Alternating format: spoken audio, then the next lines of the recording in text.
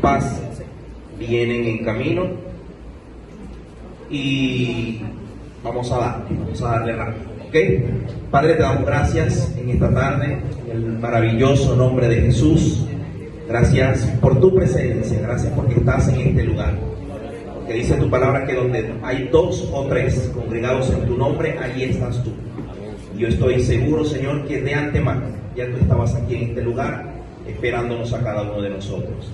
Te pedimos hoy que abras nuestro entendimiento, nuestra mente, la expandas, nuestro corazón, Señor, receptivo para escuchar tu palabra, para aprender, para fortalecernos, para desarrollar nuestro espíritu. Que cada día podamos utilizar esas herramientas, Señor, que hay en tu palabra para vivir una vida en victoria y en bendición. En el nombre poderoso de Jesús, te doy gracias, Señor. Amén y amén. Siéntese. Hoy vamos a hablar sobre el capítulo 2 del libro de Primera de Pedro. Primera de Pedro 2. Yo voy a buscar por aquí la chuletica rápidamente.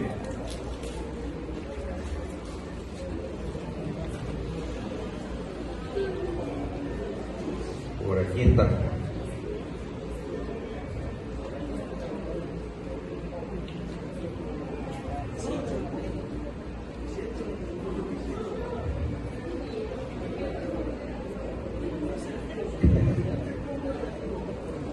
Quiero que comencemos leyendo y vamos a ir desglosando parte por parte. Quiero darle un repaso. Dice el pastor Alexis que yo no miro las diapositivas y es verdad.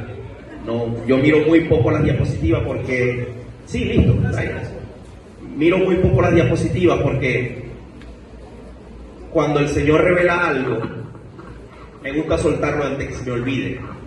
A veces uno está hablando y lo que enseña está muy lejos de lo que está en los apuntes que uno de antemano escribió. Eso se llama revelación. Cuando hay un ministro de Dios predicando la palabra, enseñando las escrituras, y de pronto usted ve que se sale de la línea donde iba, usted préstele más atención todavía, porque son revelaciones que el Señor baja en ese momento y hay que aprovecharlas. Y ahí es donde está el alimento fuerte de la palabra, en la revelación, ¿okay? Es lo importante. Así que muy pendientes con todo esto, y por eso quiero, para iniciar, dar un repaso a lo que son las diapositivas y después nos vamos verso por verso desglosando el capítulo 2. Porque el capítulo 2 se divide en 3 partes. Empieza duro, empieza tirando palo, piedra, cuchillo, y después empieza como que a suavizar. Pero Pablo empieza rudo, ya ustedes se van a dar cuenta. Entonces vamos a dar un repasito rápido a las diapositivas. Pásame la primera, Ricardo. Tomando en cuenta que nuestra ciudadanía es celestial. Dice, como peregrinos y extranjeros en este mundo, nuestra verdadera ciudadanía está ¿dónde? ¿En dónde? En los cielos. Esta perspectiva divina debe modelar nuestra conducta diaria, ayudándonos a evitar los deseos mundanos que batallan contra nuestra alma. ¿Cuántos son maracuchos aquí? A ver. Ajá, baje la mano. ¿Cuántos no son maracuchos? Los que no son maracuchos todavía tenemos por ahí unos colados. Pero que Maracaibo los adoptó, ¿verdad? Ustedes se sienten maracuchos, más maracuchos que la mandoca. Y de la misma manera, la Biblia nos describe a nosotros que nosotros no tenemos otra ciudadanía, sino la ciudadanía celestial. Es decir, que usted no pertenece a la tierra. ¿Usted pertenece a dónde? Al cielo. La ciudadanía nuestra está en los cielos, no está en la tierra. Pero esa ciudadanía que tenemos nosotros en los cielos no nos da pie para que desobedezcamos las leyes terrenales. Y eso lo dice este señor Pablo más adelante. Dice, viviendo una vida ejemplar. La vida piadosa es el testimonio más elocuente. Nuestras buenas obras, realizadas en silencio y con humildad, tienen el poder de acallar las calumnias y guiar a otros a glorificar a Dios en el día de su visitación. Son obras que hablan, que son nuestras acciones, un reflejo de nuestra fe. Silenciando calumnias, el bien desarma la crítica y el malentendido, y glorificando a Dios es el testimonio que atrae a Dios. Siguiente lámina. Ricardo se durmió. ¡Aló! ¡Ay, que se fue! Sumisión y sufrimiento injusto. Honrando a las autoridades. La sumisión a las instituciones humanas no es signo de debilidad, sino una forma de honrar a Dios. Demuestra que nuestra libertad en Cristo no es una licencia para el libertinaje, sino un llamado al servicio responsable y al respeto del orden establecido. Eso es lo que le acabo de decir. Ya vamos a tocar un poquito más profundo esto. Soportando la aflicción, es soportar el sufrimiento injusto por hacer el bien, es agradable a los ojos de Dios.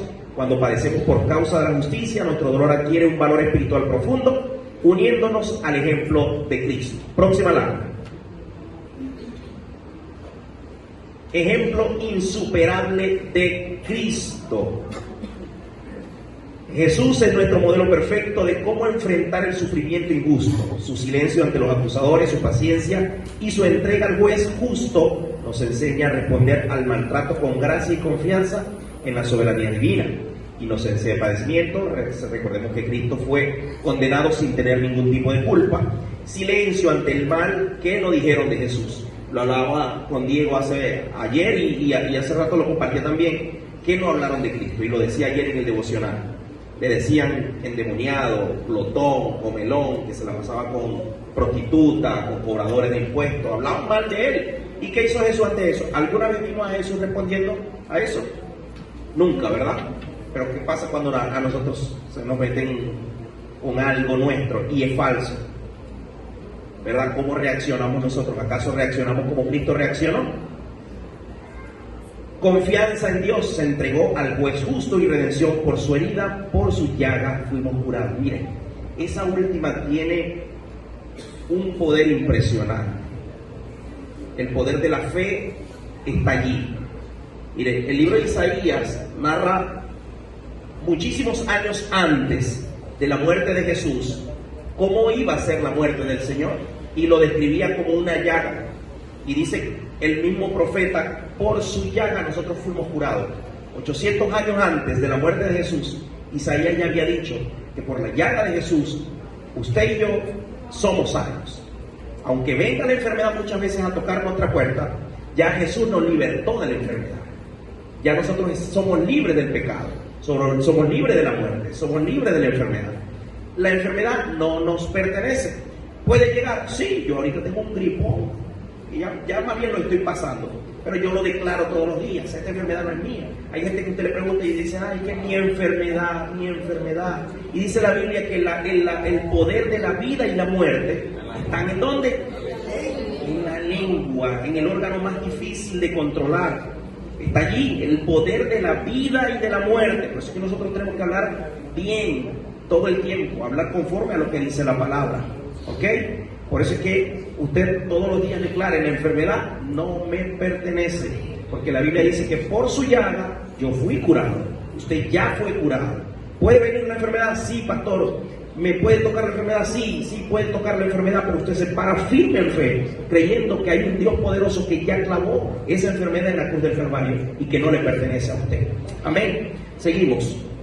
Próxima, matrimonio piadoso. Pastor, estoy viendo la lámina, ¿viste? Estoy haciendo la tarea. El matrimonio es un campo fértil para el testimonio cristiano. La vida piadosa de una esposa puede ganar al esposo. Aquí nos vamos a meter en problemas.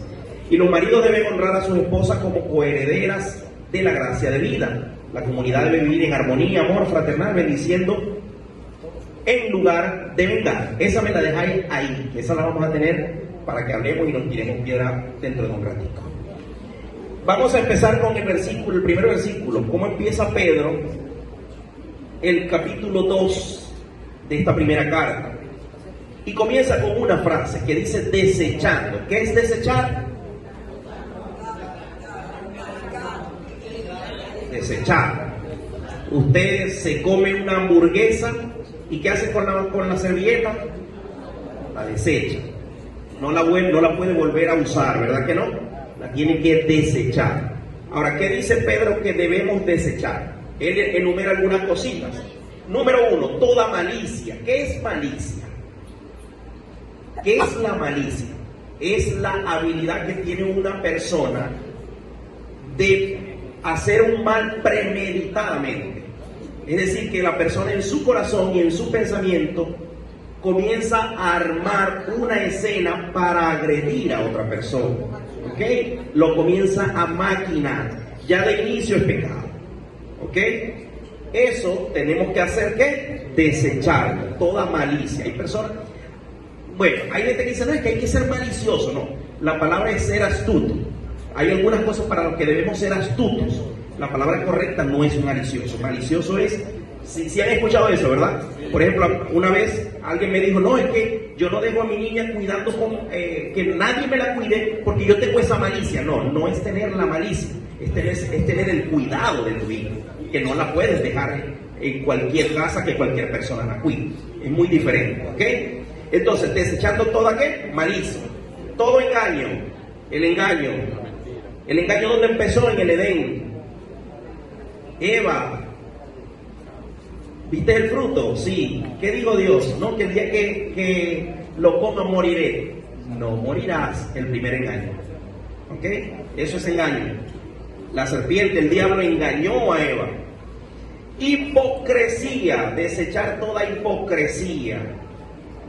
Viene mi hermano querido, te amo, ¿cómo estás? Te extrañé, yo sí te amo, yo sí te adoro. Vos sois mi hermano del alma, y cuando se va ese hombre, uy, se fue el diablo. Mire, la hipocresía es terrible, es un pecado muy, muy terrible. ¿Cómo el diablo muestra allí su doble cara, ¿verdad? El diablo es doble cara. Por la parte de adelante te muestra felicidad, te muestra que eres de su agrado, pero por la espalda tira las puñaladas. Eso es hipocresía. Y la hipocresía va muy ligada a la envidia. Yo creo que primero está la envidia. Cuando tú comienzas a envidiarle algo a alguien, luego empiezas a ser hipócrita con esa persona para tratar de ocupar su puesto. Así ocurre.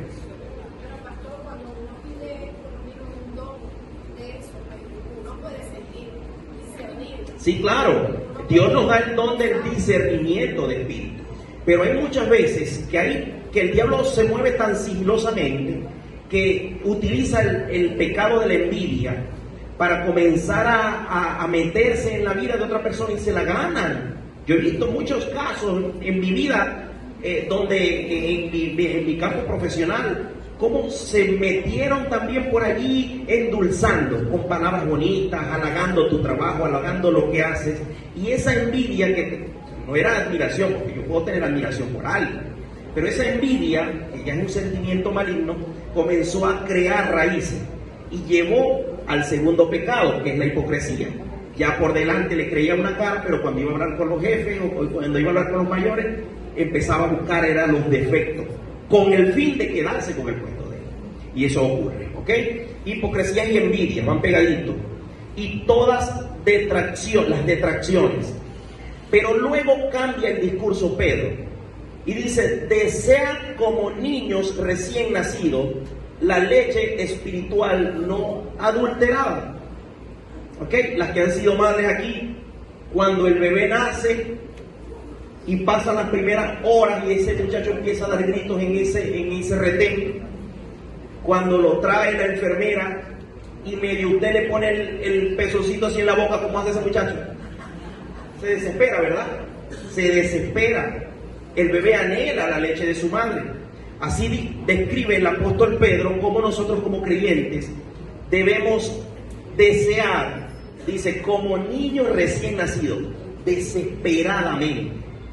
Nosotros no puede pasar un día de nuestra vida en el que no deseemos desesperadamente el alimento de la palabra de Dios. Que todo el tiempo sea tu alimento. En la mañana escuchar la palabra, en el mediodía mientras almuerzas escucha la palabra, cuando vas en el carro escucha la palabra, en la noche escucha la palabra, porque la palabra es la que nos trae crecimiento. Es la palabra la que nos trae no solamente crecimiento, sino madurez. Uy, no me voy a meter por ahí todavía, más adelante.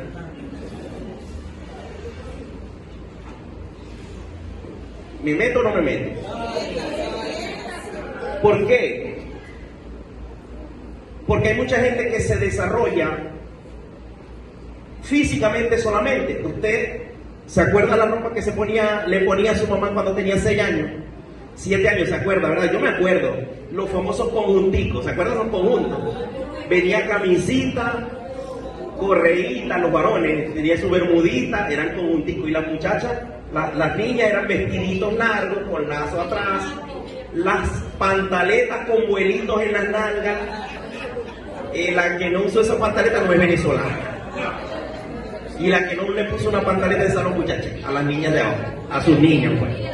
Que ya deben de ser grandes porque ya esas pantaletas no las he visto más.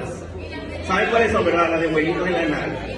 Ok, mire, usted se acuerda de esa ropa, pero si a usted le ponen esa ropa ahorita frente a usted y usted se la intenta poner, ¿le va a quedar? No le va a quedar. No le va a quedar. Porque su cuerpo, ¿qué hizo?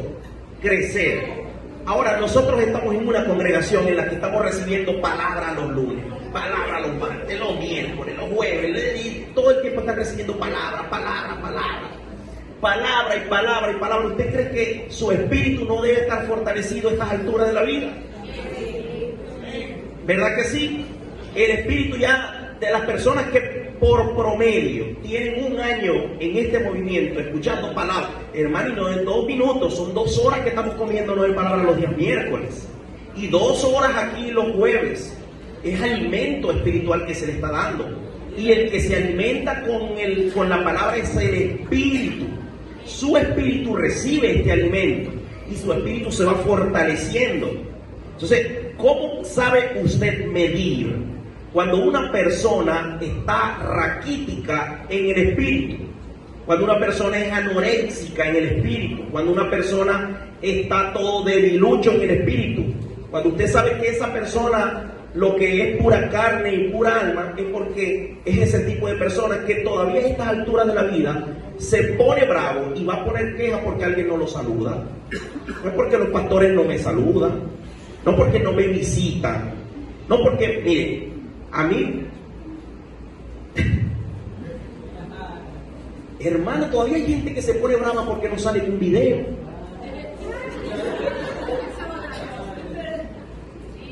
Sea lo que sea, es inmadurez espiritual. Yo le digo a esa gente, y yo tengo ya 4 años en el movimiento, y el que menos sale en los videos soy yo, pues yo lo hago. No salgo. A veces por ahí me tiran una palomita porque me pongo a hablar aquí, mi esposa me graba, y ya no van a ponerte aquí. Pero en 4 años yo no salgo. Y todavía hay gente que se pone bravo porque no sale en la foto. Bueno, salen los videos. Dice Karina, es que eso es otra cosa. No, es inmadurez. Sea como sea, se llama inmadurez espiritual. ¿Cómo te vas a enojar por eso? ¿Para quién estamos haciendo la obra entonces? Yo voy para un lugar a alabar a Dios para que Dios me vea o para que el hombre me vea. Indistintamente si salgo o no salgo, si salgo gloria a Dios, pero si no salgo, prefiero que me vea Dios a que me vean los hombres. Así de fácil. Entonces, tenemos que saber reconocer ese tipo de cosas. Eso se llama como inmadurez espiritual. Por eso es que debemos desear como niños recién nacidos la leche espiritual no adulterada. Si él dice que hay leche espiritual no adulterada, quiere decir que hay leche espiritual adulterada. Agarra un tetero, un bebé de 3 meses, y agarra a la lechita y agarra un mondongo, lo licúa y se lo echa al tetero y se lo mete al muchacho. ¿Qué va a pasar con el niño? La emergencia 1, ¿verdad? Se indigesta, se intoxica, se puede hasta morir. Eso mismo ocurre cuando usted escucha palabra de Dios adulterada. Por eso es que nosotros, los que estamos al frente de este movimiento, siempre le inculcamos y le decimos, no escuche cualquier cosa. Usted no debe prestar su oído a cualquier cosa. Cuando usted escuche algo que le rechace o que sea diferente a la enseñanza que está trayendo aquí, si usted no quiere irse a nosotros para consultar, váyase a la palabra. Pero la palabra sí le va a decir por dónde es el camino. Pero usted no se deje embasurar. Por allí las sectas que han nacido por malas enseñanzas, leches adulteradas. Por ejemplo, está la doctrina de los mormones. Los mormones dicen que vino un ángel, el ángel Moroní, y descendió y le dio lo que faltaba, le agregó a la Biblia lo que le faltaba. Pero ya un montón de años atrás, cientos de años atrás, el apóstol Pablo dijo: si un ángel del cielo les predica un evangelio diferente al que se ha predicado, sea anatema. Amén. Por eso debemos ser atentos, astutos espiritualmente.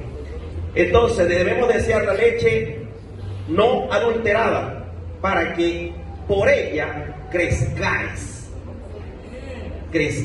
para salvación, si es que habéis gustado la benignidad del Señor. ¿Cuántos están aquí recibiendo bendición del cielo? Amén. Si estamos recibiendo bendición del cielo, ¿qué más vamos a pedir? ¿Verdad que sí?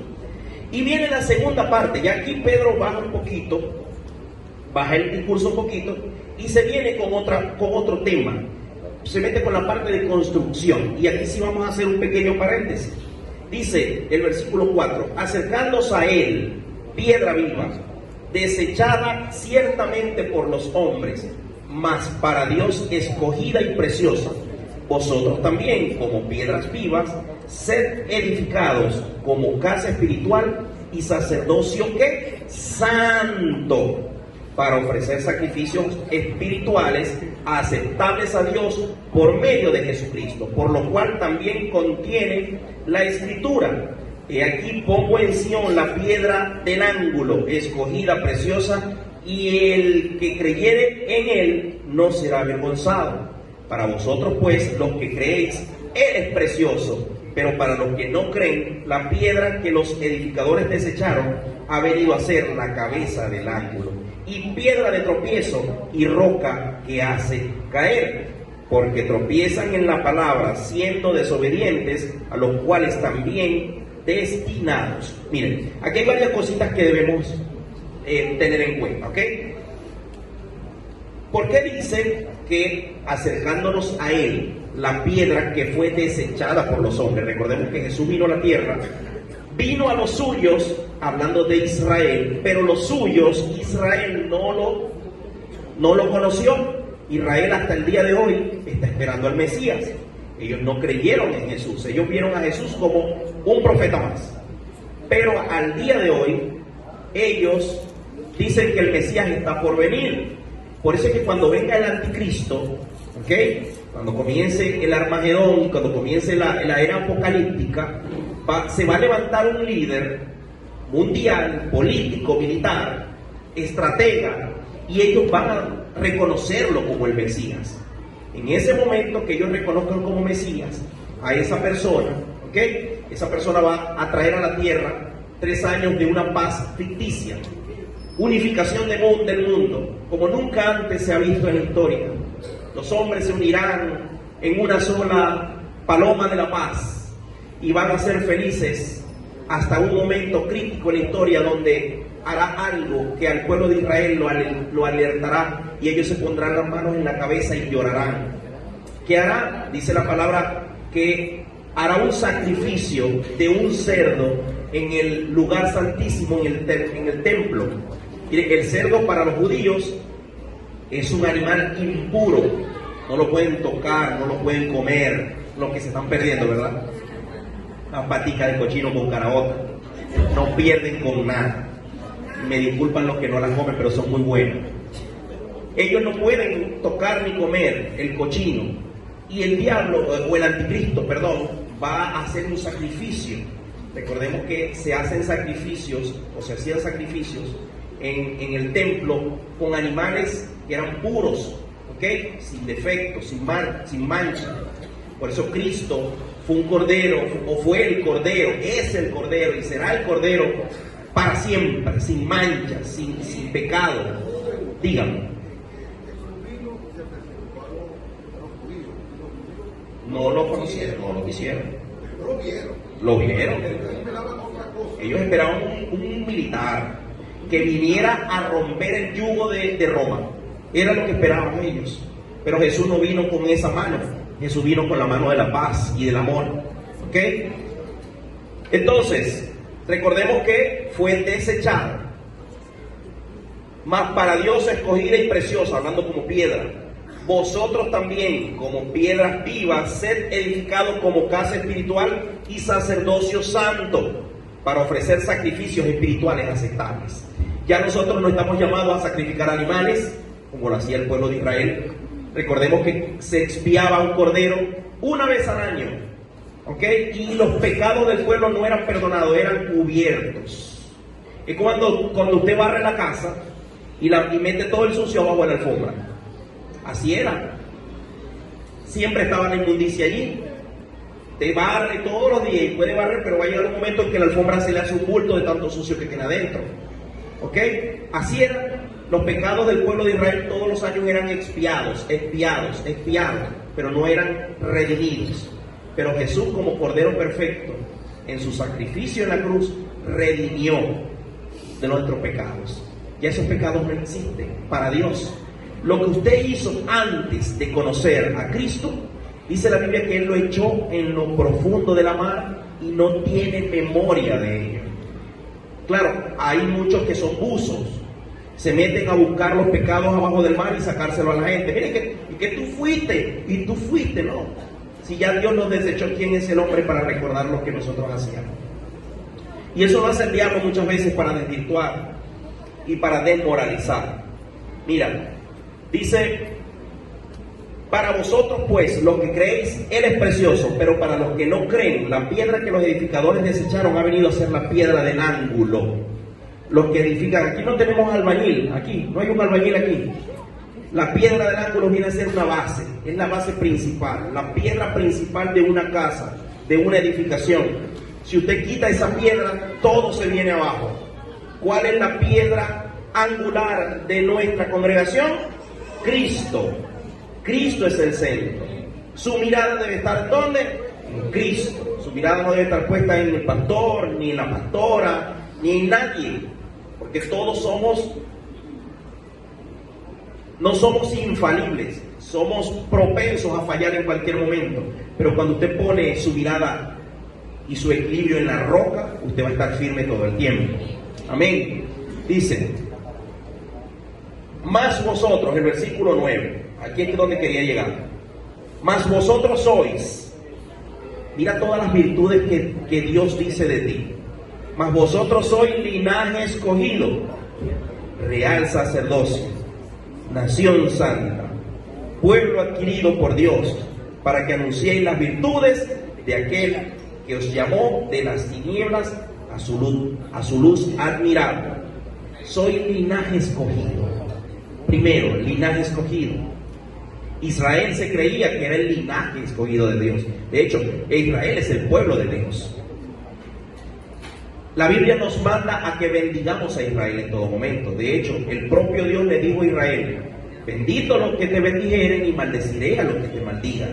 Por eso nosotros estamos llamados al día de hoy a orar por Israel, a amar a Israel, porque fue un pueblo escogido por Dios. Pero en la dispensación de la gracia, como Israel no quiso, no aceptó la salvación que Cristo les ofreció, Dios dijo: ok, entonces yo extenderé mi reino y mi salvación a todos los que aceptaren mi nombre en su corazón. Por eso usted y yo tenemos libre acceso a la salvación, porque Israel no lo aceptó, pero nosotros sí la aceptamos, y esa salvación nos alcanza hasta el día de hoy y nos va a alcanzar. Ahora, cuando aceptamos la salvación, no dice que ahora nos convertimos en el linaje. Ahora tenemos el ADN de Dios. Anteriormente no lo teníamos. Ahora tenemos en nuestro cuerpo el ADN celestial. Somos real sacerdocio. Usted no es cualquier persona. Usted es una persona especial para Dios. Mire, nación santa. El día que se tocó el tema de la idolatría acá en un devocional, creo que fue el pastor Luis que dijo: los santos son ustedes. Y mucha gente como que le chocó eso, y la palabra nos enseña eso. Que ahora el pueblo de Dios es un pueblo santo. La Biblia no nos llama santo porque seamos buenas personas. La Biblia nos llama santo porque cuando Dios nos ve, no ve al pueblo, ve a Jesucristo a través nuestro. Cuando Dios ve a Jesús, ve santidad. Mire, el único intercesor entre Dios y los hombres, ¿quién es? Entonces, cuando Dios va a mirar a la humanidad, ¿a quién ve? A Cristo. Pero ahí hay algo que es bien interesante, que eso lo pasamos hace un momento. El hecho de que Dios vea a Cristo ante Él para interceder por los hombres no nos da a nosotros la licencia para actuar de manera indebida. Nos da, al contrario, nos da el libre acceso para cumplir y para ser obedientes a lo que Dios quiere que nosotros seamos obedientes. ¿Ok? ¿Y para qué dice que somos todo esto? Para que anunciéis las virtudes, de aquel que os llamó de las tinieblas a su luz admirable. Vosotros en otro tiempo no erais pueblo. Usted no, antes de conocer a Cristo, usted no era el pueblo de Dios. Ahí se cae uno de esos becerros de oro que la gente dice, no, es que todo el mundo, todos somos hijos de Dios. No, no todos somos hijos de Dios. Todos somos creación de Dios. Pero solo los que aceptan a Cristo en su corazón son llamados hijos de Dios. Antes en otro tiempo no erais pueblo, pero ahora sois pueblo de Dios, que en otro tiempo no habías alcanzado misericordia, pero ahora sí la había alcanzado. ¿Ok? Versículo 11. Dice por aquí, amados, yo os ruego como extranjeros y peregrinos, que os abstengáis. ¿Qué es abstenerse? No hacer. No hacer. ¿Ok? Que os abstengáis de los deseos carnales que batallan contra el alma. Vamos a enumerarlos. ¿Cuáles son esos deseos carnales que atacan contra el alma? A ver, fornicación, chisme, adulterio, envidia, las dijimos hace un momento. Todas esas cosas, todas esas prácticas, no son frutos, son obras de la carne. Dice el apóstol Pedro, yo les digo que se abstengan de los deseos carnales que batallan contra el alma, manteniendo vuestra manera de vivir entre los gentiles, para que en lo que murmuran de vosotros, como de malhechores, glorifiquen a Dios en el día de la visitación, al considerar vuestras buenas obras. Quiere decir que hay mucha gente que va a hablar de usted, aunque usted no haga nada. La gente siempre va a hablar. Haga usted el bien o haga usted el mal, la gente siempre va a hablar. Hay una anécdota de un viejito, un niño y un burrito. ¿La han escuchado? ¿Verdad? Primero iba el niño montado en el burrito y el viejito llevaba el burro. Y cuando pasaron por el pueblo, la gente decía, ese niño, mira, si es desconsiderado. Pobre viejito, tiene como 90 años. Y ese niño montado que tiene más fuerza. Ellos escuchando, ok, se bajó el niño, se montó el viejito. Cuando pasaron por el siguiente pueblo, la gente decía, mira el pedazo de viejo ese, si es desconsiderado, pobre muchachito, jalándolo, y él que ha recorrido toda su vida, y ahí tiene la gran cara todavía de montarse en el burro y dejar a ese pobre muchacho con sed. Ellos escucharon, se bajaron los dos. Cuando pasaron por el otro pueblo, va pues, no, ahora, mira, esta gente sí es bruta, teniendo un burro y están caminando. Siempre la gente va a hablar. Haga usted su trabajo bien o haga usted su trabajo mal, la gente siempre va a murmurar. Pero como usted hace el trabajo para Dios, usted lo va a hacer bien. Mira, y como usted hace su trabajo bien, otro de las características de una persona que es madura espiritualmente es que no le importa lo que digan de usted. La gente va a hablar de usted, a usted no le debe importar lo que digan de usted. Jesús nunca se detuvo por lo que dijeron de él. ¿Se detuvo o no se detuvo? Nunca se detuvo. Hablaban de él y él iba para adelante. Hablaban de él y él iba para adelante. ¿Y cumplió o no? Cumplió. Consumado es, dijo en la cruz. De usted siempre van a hablar, pero usted siempre para adelante. Y van a decir mentiras o van a decir realidades, pero usted para adelante, para adelante, para adelante, hasta que el propósito de Dios sea una realidad en su vida. Amén. Dígame. Claro que sí.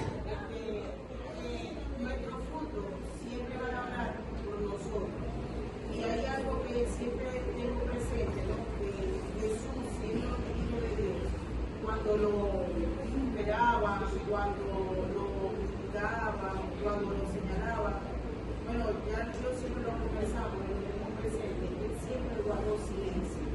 ¿Por qué guardó silencio? Porque él sabía que él no podía cambiar los sentimientos de los corazones de las personas. Entonces, como él sabía, él nunca habló, nunca se defendió. Él todo se lo entregó al Padre. Amén. Lo mejor que usted puede hacer ante un ataque es quedarse callado. Cuando usted se queda callado ante un ataque, usted está diciéndole a Dios, Dios pelea por mí.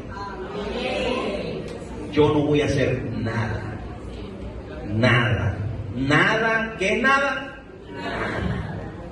No busque palanca. Aunque sea mentira lo que diga, no busque. Usted enciérrese, cerrada la puerta, como dice. Usted ore a su padre, que está en secreto. Y su padre que está en secreto, Dios, esto es hermoso, lo recompensará en público. Y esa palabra se cumple porque se cumple. Claro, dígame. Para poder terminarlo, es poderoso cuando papá, porque sabemos que cuando papá habla de los hijos. Yo recuerdo una oportunidad que yo pasé también por un proceso de eso. Yo le decía, Señor, yo tengo que hablar, yo tengo que decir, o sea, la necesidad de nosotros que estamos en la carne, ¿verdad? Nos impulsa a veces a tomar la justicia por nuestra propia mano, ¿verdad? Pero cuando nosotros menguamos para que Dios crezca, para que Dios actúe, yo sentí que en ese momento el Señor me dijo, pero es que si tú actúas, no me pidas a mi justicia, porque ya tú la estás haciendo.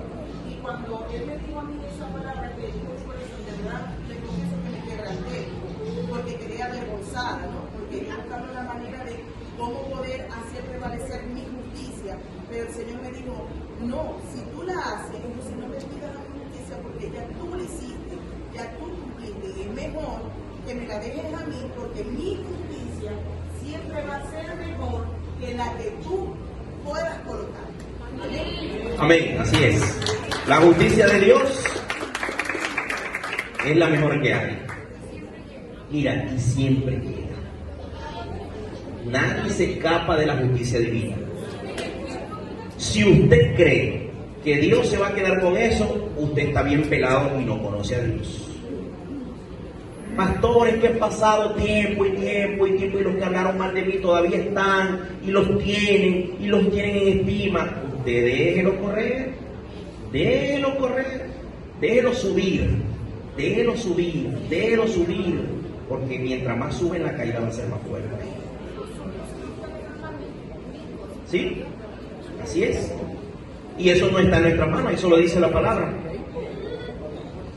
Dice, por causa del Señor, esta me gusta, someteos a toda institución humana, ya sea el rey como a superior, y a los gobernadores, como por él enviado para castigo de los malhechores y alabanza de los que hacen bien. Esto lo cortáis, pastor. Voy a hablar aquí. No, es que el presidente es tuyo, mío, será tuyo. Mira, usted tiene que amar a Maduro. Suena duro, pero usted tiene que amarlo. Amarlo, no apoyar lo que hace. Amarlo. ¿Y qué es amar a alguien? Orar. Señor, tócalo, cámbialo, transfórmalo, conviértelo, llévatelo. No, llévatelo. No, llévatelo. Si se lo va a llevar, que lo convierta antes. Pero tenemos que amarlos, tenemos que respetarlos. La Biblia manda a respetarlos.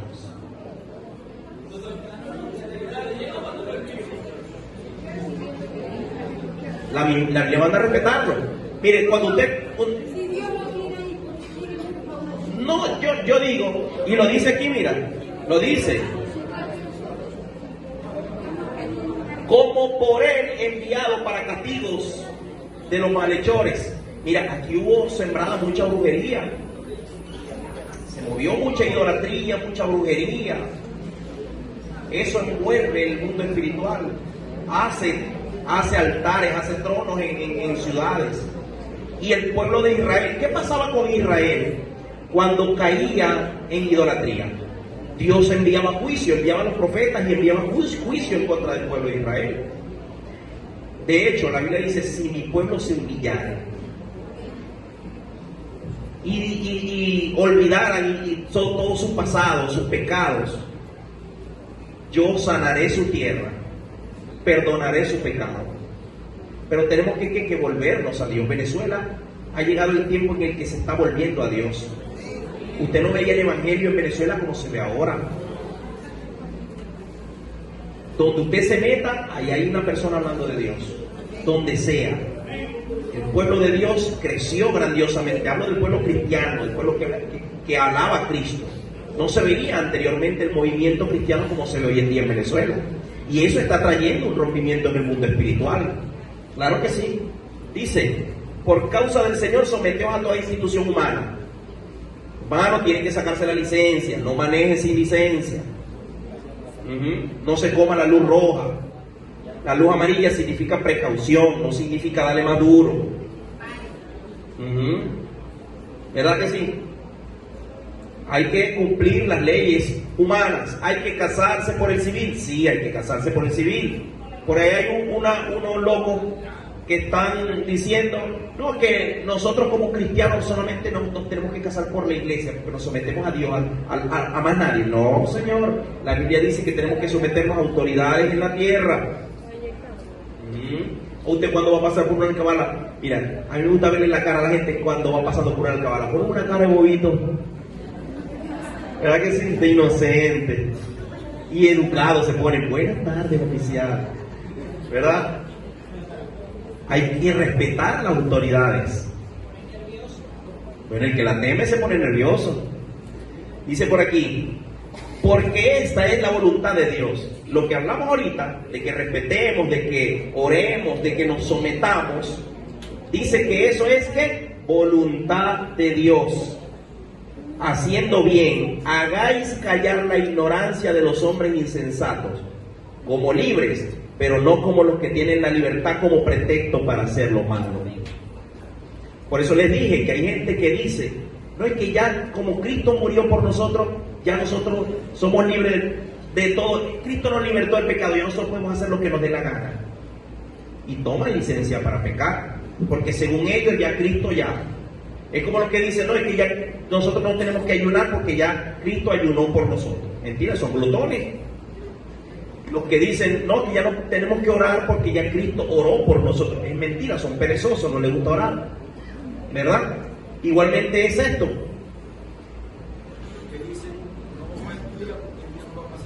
Mire, y eso fue una maldición que condenó a la iglesia por muchos años. Mire, usted iba antes, hace 30 años, a las iglesias evangélicas y todos los jóvenes dejaban de estudiar porque iban a servirle al Señor.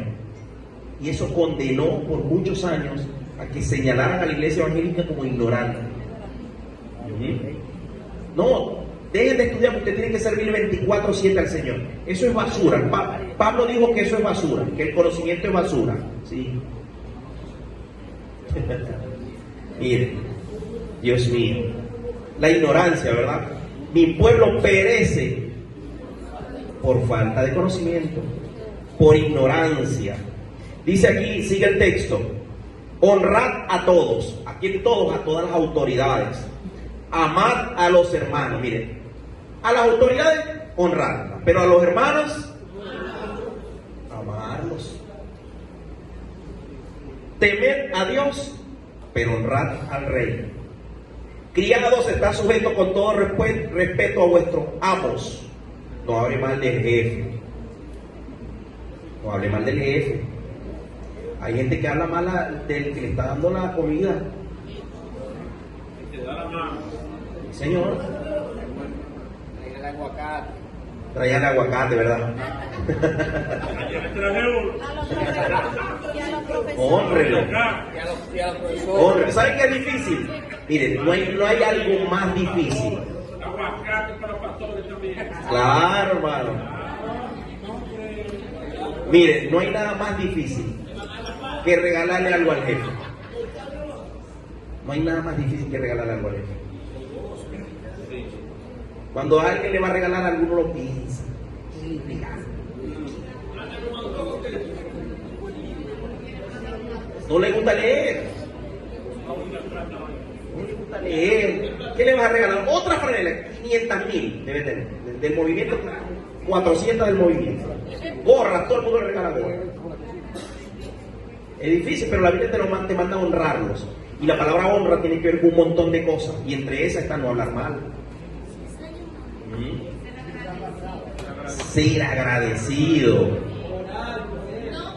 Claro, orar por él, por su familia.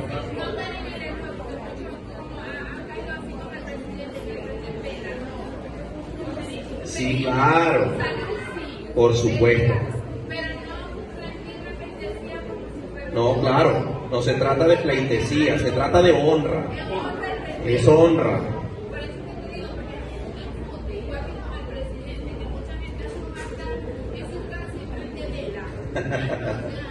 Mira, dice aquí el 18, no solamente a los jefes que son, o a los amos que son buenos y afables, sino también a los difíciles de soportar.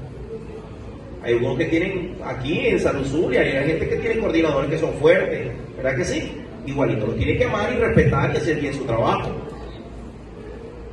Porque esto merece aprobación. Si alguno a causa de la conciencia delante de Dios sufre molestias, padeciendo injustamente, pues, ¿qué gloria es? Si pecando sois abofeteados y lo soportáis, mas si haciendo lo bueno sufrís y lo soportáis, esto ciertamente es aprobado delante de Dios. Lo que hablamos hace un momento, ¿verdad? Usted si hace lo bueno, usted hace lo bueno, usted hace lo bueno y lo bueno y lo bueno.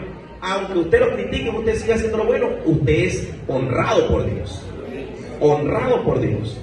Pues para esto fuisteis llamados, porque también Cristo padeció por nosotros, dejándonos ejemplos para que sigáis sus pisadas, el cual no hizo pecado ni se halló engaño en su boca, quien cuando le maldecían no respondía con maldición, cuando padecía no amenazaba. Eso es lo primero que hace el hombre, ¿verdad? Cuando recibe un golpe de una persona, hablando de golpe verbal, ¿qué es lo primero que se viene a la mente?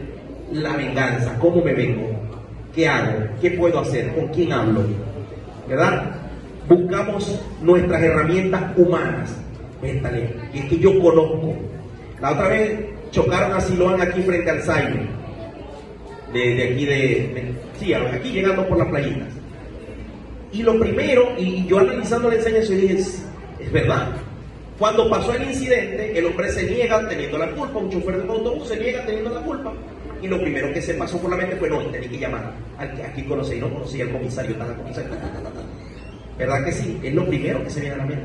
Buscando las palancas, el ayuda. Mira, nosotros hicimos algo. Ese día llamamos a Isaac. No, yo voy a enviar unos muchachos para allá. No, le dijimos, no, tranquilo, esperamos que llegue Polimaracayo. Ok, llegó Polimaracayo, hizo el levantamiento. Nosotros tratando de hacer lo legal. Vamos a ver que nosotros no tenemos la culpa, fueron ellos. Hicimos lo legal, ok. El tipo dijo, no, yo no voy a pagar nada. Ah, bueno, vamos por Polimaracayo, ok, listo. Llegaron, hicieron el levantamiento, nos citaron. Cuando nos citan, la señora que nos atiende nos dice, bueno, la experticia cuesta $40. ¿Ok? Cuando se haga el levantamiento, ahora tienen que pagar 30 para que el perito haga esto y haga el levantamiento del tronco y no sé qué. Y luego tiene que pagar 45 más para que se cierre el expediente. Ese expediente va a responsabilidad civil. Si el señor no tenía responsabilidad civil, ¿ok? Eso va a juicio, tiene que ir a fiscalía y pagar a un abogado para que el abogado meta el juicio y usted le pueda cancelar. Yo saqué la cuenta y yo dije, no, ya vamos por $400. Me fui para un latonero, gasté $60 y dejé el carro nuevo así, ¿no? Yo cumplí mi parte. Pequé, no pequé. Cumplí mi parte, yo me fui a la autoridad. No llamé a la palanca, señor, tenemos. Después el rollo. Partieron la mica. Hermano, una mica de un carro chiquito, $400. Me busqué mica de 4Runner, la camioneta como la del jefe, la blanca. $120. Yo no puede ser. La del carro de Silón, $400. Y la del jefe, que tremendo camioneta de $120. No puede ser. Señor, tenía que hacer algo. En la noche me meto en Marketplaces. Remato, estoy pelando, está $30, te la lleváis. Pan, esa es mía, gracias, Señor. Yo dije, ¿es Dios? Es Dios. Y el hermano de la tonería me dijo, pastor, se lo deben $60 y me lo pagáis en 3 partes. Yo creo que mi cachea me da tanto beneficio. Yo dije, Señor, gracias. Gracias, Señor. ¿Qué más tenemos que hacer? ¿Verdad que sí? Él mismo llevó nuestros pecados en su cuerpo sobre el madero, para que nosotros, estando muertos a los pecados, vivamos en la justicia. Y por cuya herida que fuiste, sanados. Usted ya fue sanado. Usted ya es sanado. Porque vosotros erais como ovejas descarriadas, pero ahora habéis vuelto al pastor de vuestras almas. Vamos a esa lámina que fue la que me gustó. El matrimonio piadoso y la unidad. El matrimonio es un campo fértil para el testimonio cristiano. Yo siempre he dicho, usted quiere saber cómo es verdaderamente un matrimonio, vaya, lo ve en su casa. Pregúntele al vecino. Mira cómo de los parientes allá, no sé si eso se mata. Yo creo que ese es el infierno, porque ella le dice diablo, él le dice demonia, y los hijos son los demonitos. Yo creo que ahí es el infierno. Porque es en la casa donde se ve la verdadera personalidad de la gente. En la iglesia todos son oriolistas, ¿verdad? En la iglesia todos son santos. Pero hay que ver cómo se comporta en la casa. Aquí en la iglesia usted ve y ve al hombre machote, pero en la casa, cuando llegan a la casa, la mujer dice, aquí mando soy yo. Aquí se dice lo que, y yo las he escuchado, mujeres que son así, un fuerte temperamento. Dice, aquí se hace lo que yo digo. Y el hombre dice, mi mujer, no, yo tengo la última palabra, sí señora.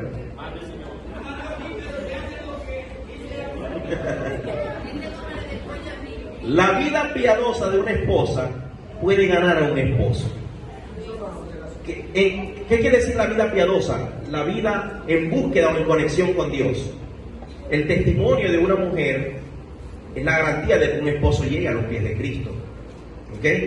Esa es la única garantía. Si una esposa es gotera continua, es peleona, es iracunda, no cumple con sus deberes en el hogar, no cumple con los deberes conyugales, entonces obviamente su esposo nunca va a llegar a los pies de Cristo. Pero si es una mujer de oración, una mujer fiel, una mujer que hace sus deberes, una mujer que cumple, una mujer que ama a Cristo. Mire, pero ahí hay un detalle. Ahí hace tiempo, mire, yo escuché de un esposo que llegó a la iglesia y le llegó reclamando al pastor, porque la señora los lunes iba para intercesión, los martes ayuno, era como la canción de Al Zurdo, miércoles de vigilia, martes de intercesión. Todos los días la señora vivía en la iglesia, y fue un error que muchos pastores cometimos en tiempo pasado. Querer tener a la gente en la iglesia, ya va que empecé tarde. Querer tener a la gente en la iglesia de lunes a lunes encerrada. La iglesia no está hecha para estar encerrada. La iglesia es un cuartel general donde usted recibe herramientas e instrucciones, pero después nuestro campo de trabajo está en la calle. Por eso es que nosotros aquí nos entrenamos miércoles y jueves, pero viernes y domingo salimos a las calles a poner en práctica lo que aquí aprendemos. Amén, denle un aplauso al Señor. No sé si tiene alguna pregunta. ¿Tiene alguna pregunta alguien? ¿Nadie? ¿Todo claro? Así que no se ponga bravo por no sale en la foto. Cuidadito. que ser una persona madura espiritual que sabe dónde está parado, en qué está fundamentada su fe.